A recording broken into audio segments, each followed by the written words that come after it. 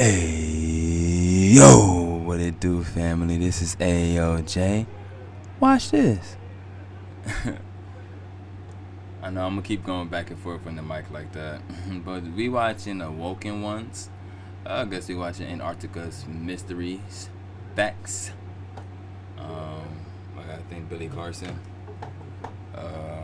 So we are on our Awoken side. Ayyoojwatchthis. Jay Awokens. I don't know. Awaken. Jay Awakens. Hey, there you go. We on that. Jay Awakens. Okay. But yeah, we're gonna watch something like this today. We're gonna see what's the mystery facts. Seem interesting. So, I might have said just take a stab at it and we can react to it. See what we get out of it. Now we are in Ayo's class. Ayyooj's class right now. I keep forgetting to put the J at there. But we in class right now. So, everybody, get ready. Class is in session. So, let's get ready to watch it. And let's see what kind of facts that we may learn. Civilization there, including some of the largest pyramids on Earth, right in Antarctica. He said he flew into an area that opened up at Antarctica, and he went into an area where it was lush and tropical almost. We have a new enemy that can fly from pole to pole with extreme speed. And he says they come and go as they please because nobody can stop them. There is a situation that began to happen during World War II where they discovered that the Nazis had went down to Antarctica and built a base down there, New Schwabenland.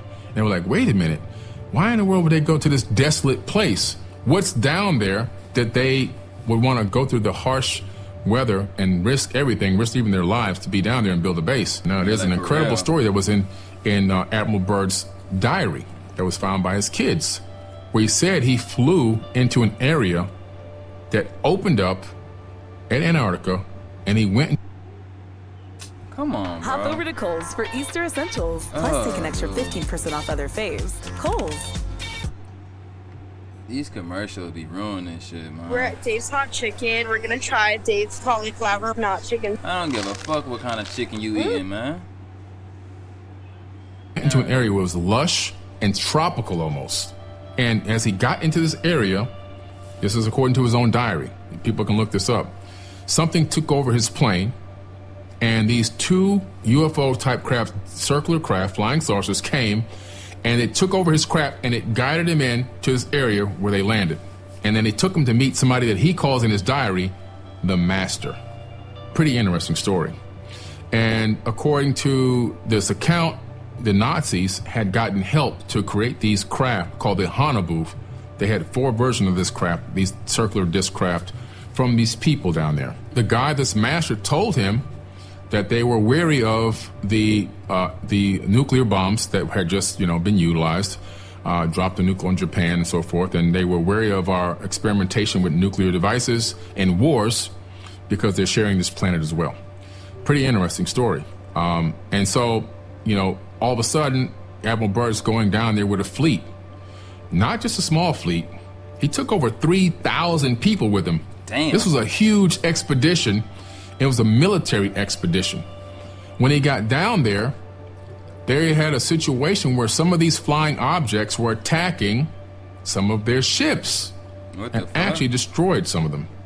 Sent him back home packing with his tail between his legs. This is one of the top admirals, literally the top admiral in the world at the time for the United States military. He said that we have a new enemy that can fly from pole to pole with extreme speed. Why would he make a statement like that? And then all of a sudden, these Nazi, they are rumored to have these craft, which some of the designs have been found, called Hanabu. And these Hanabu craft had the capability of utilizing a couple different forms of propulsion. One was jets, so they could take off vertically. They had little jets that would thrust and take off vertically, but then from there they can shoot off horizontally.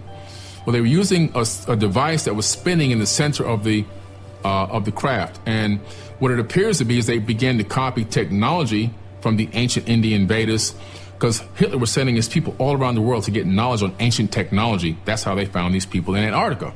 He even sent people to Tibet, Nazis to Tibet, to talk to the people in Tibet to find out about this ancient technology. He found out about Brahmanas, and these people supposedly in Antarctica helped him develop a couple of them, where they use a ferrofluid vortex engine. A ferrofluid is a liquid metal like mercury. And in the ancient Indian Vedas, if you take mercury and rotate it at a high rotation, a high RPM, and electrify it, you get something called anti-gravity. Wow. So he was utilizing something that had rotating discs underneath these round craft, according to eyewitness accounts, and also the schematics that were discovered during the collapse of Nazi Germany. And it's pretty interesting that I think besides the uranium that's down there in Antarctica, which obviously you know what uranium's used for, right? Mm-hmm. Nuclear power plants and also nuclear weapons. There's mountains. Admiral Byrd said there were mountains of coal with no ice caps. No ice caps, his exact words. And I can give you a copy to this video. His own mouth is saying, no ice. Mountains of coal that can satisfy the world's need for coal for a very, very, very long time. Whoa. Also, there's plutonium down there. Again, so uranium and plutonium, we know that if you have a high level of plutonium and uranium, it's one of the easier elements that you can separate the atoms. You can split atoms very easily, which makes it high use for weaponry and also power plants. So that's why the government wanted access down there. That's why the Germans wanted access down there. And that's why after Germany fell, we had Project Paperclip, where we took all the scientists from Germany that had learned all this wisdom and knowledge, and we brought them to America. People think Project Paperclip was just a small number of Nazis. We took over 2,000 Nazis with us and brought them to America and put them in positions of power. I ain't know over that. Technology companies, the CIA, the space program at NASA, and so forth and so on. And we began to develop these technologies. So in a weird kind of way, America became the Fourth Reich, to be honest with you. And I know that they were developing at the time Hanaboo number 4, which supposedly Hitler never got killed. He escaped in Hanaboo number 4 to Argentina, which is very, very close to where? Antarctica. If you look at Google Sky right now on the computer and look down on Antarctica, you'll find bases from research bases from every major country in the world there. And you'll also find the Rockefeller Foundation base as well. So Admiral Byrd was right. All the technology and research, it's the #1 place in the world for technology research is right down there in Antarctica. I believe that as the ice is melting, they're finding remnants of an ancient civilization. We know that Antarctica was not a frozen tundra for 12 million years like mainstream science says 12 million years to build up all this ice. No, that's not accurate. We know this because of the Perry-Reese map. The Perry-Reese map shows Antarctica what it looked like without ice on it, and that's not even that old. So we know that Antarctica shifted into that spot. How? Because we know that Antarctica is surrounded by tectonic plates. And so that landmass was on a plate that slipped and there was something called a pole shift of the crust of the Earth, which shifted it from a more habitable climate into the position it is now. And that's why the animals that are being uncovered from the ice were flash frozen with undigested. The United States Postal Service, built for how you business. They doing a whole bunch of commercials, 2 at a fucking time. Every lunch for the past 2 months, I've been eating Huel Instant Meal Cups, and it's changed the game for me. It's as easy as instant ramen. God damn, I don't give a fuck about the digested food in their stomachs. And there's an entire advanced civilization there, including some of the largest pyramids on Earth, right in Antarctica. Like they make the one at Giza, the Great Pyramid, look like, a buggy, a dune buggy. I mean, these things are super massive. There's only a couple things we know. Like one of the pyramids is 2 kilometers by 2 kilometers by 2 kilometers by 2 kilometers at the base. Wow.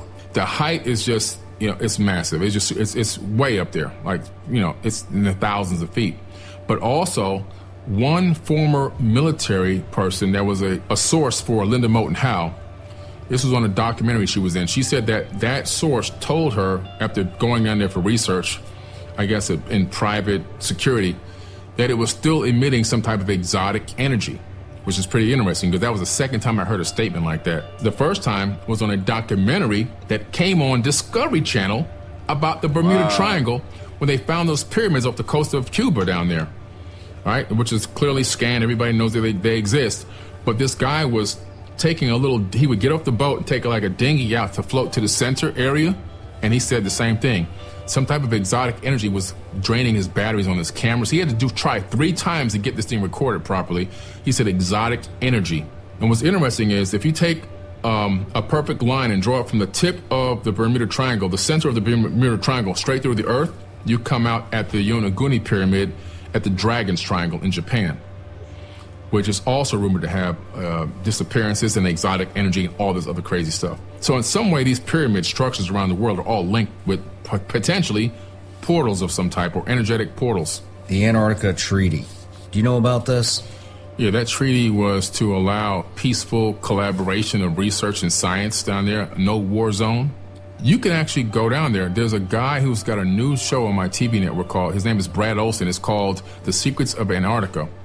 He went down there, and so we're documenting the whole thing. He went down there, he pulled up on the research facilities. He had to get approval to come on land. They wouldn't let him inside of the facilities, but he did get a chance to go down there. So people who say it's impenetrable and no human being no civilian can get there, that's actually not true. You actually can. It's very expensive and it's very taxing on the body, but you can get down there. And so it's pretty interesting. So that'll be coming out soon, but there's an opening next to these research facilities. And this is why I believe they made this treaty, this sharing of information treaty or whatever. There's a 30-meter wide opening there. You can see it on the Google Sky thing. And what's interesting, on Google Earth, I'm sorry. And when you look at it, like, what's in there? Now, why are they over here? And why are they so close to this gigantic opening? What's in there? And I think the answer is whatever Admiral Byrd came across, or whatever they're coming across, I think it's linked. I think there's a remnant of an ancient civilization in there that possibly is still there, and they're in communication with them, in my opinion. Another thing that backs this up, I took a remote viewing course with Major Ed Dames, Project Stargate, former CIA, United States. And his project was for remote viewing. So I took a course with him several years. He was my actual teacher, my direct teacher. It wasn't like I was under some other people that worked with him. No, he was my direct teacher. There's pictures of me with this man.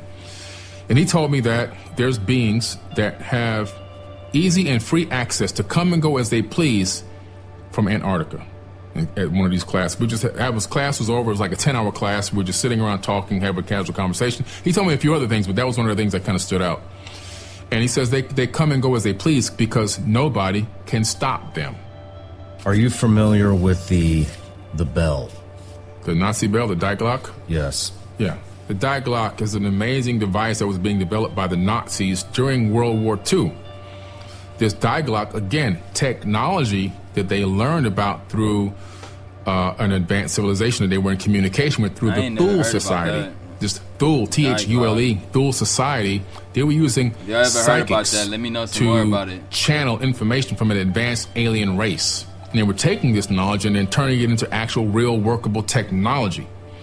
And so they had this thing in Germany called the henge, where they had these gigantic stone pillars in the shape of a henge. And they had the Die Glock in the middle. It looked like an acorn, a UFO type, but an acorn-shaped UFO. And it had these multi-counterclockwise spinning pieces on it that was spinning all different ways. The ultimate purpose of it seems to have been some type of time travel. And this thing at one point, based on eyewitness accounts, it's turned on and activated, and it disappeared from the henge. It was seen like, I forget how many decades later. I think it crashed somewhere in Virginia or something, according to these accounts. I got to look that up to make sure I'm not making a mistake there. But it reappeared later, and it crashed somewhere, I believe, in the Americas. And this thing was the same exact shape and description as the Die Glock. And what was it for? I believe that they were trying to tap into time travel so that they can go back in time and change the past so they can have a Nazi-dominant future. You see, they want to alter realities.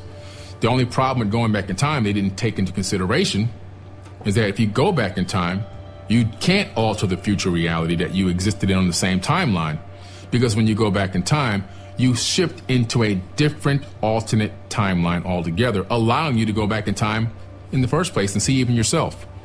So it's like the grandfather paradox, right? If you go back in time and kill your grandfather, how in the world were you born to go back in time to kill your grandfather? Well, the answer is you shift into an alternate timeline. Now, going into the future, you stay on the same timeline. We know this because time travel into the future happens every day. Even when you get on an airplane, you travel into the future based on relativity. The person standing still on the ground and you moving across the sky in a plane, we know that you're moving forward in time by microns of tenths of a second, but you're moving in time. Same thing with astronauts when they travel into space. We know for a fact that because they're traveling at high speeds, they come back, microns of a second younger than us. So traveling into the future, you can stay on the same timeline, but going into the past, you can't. So that whole thing would have failed anyway.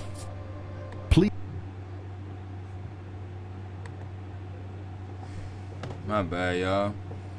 No, that was a good thing right there. That was a good little video. I'm not gonna front. That was a nice little video of, yeah, it was a good video. A lot of things in there I did not know about. Kind of had me like want to dive in deeper in it. You know, we are supposed to be on our awoken side on this one, so the awoken ones understand.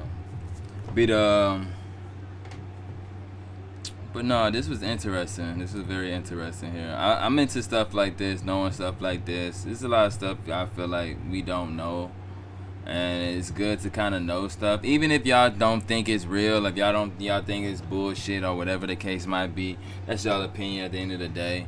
But at the end of the day, my opinion is I believe in this shit. I believe in a lot of this shit, and then I always wonder about a lot of things, but that is for another time.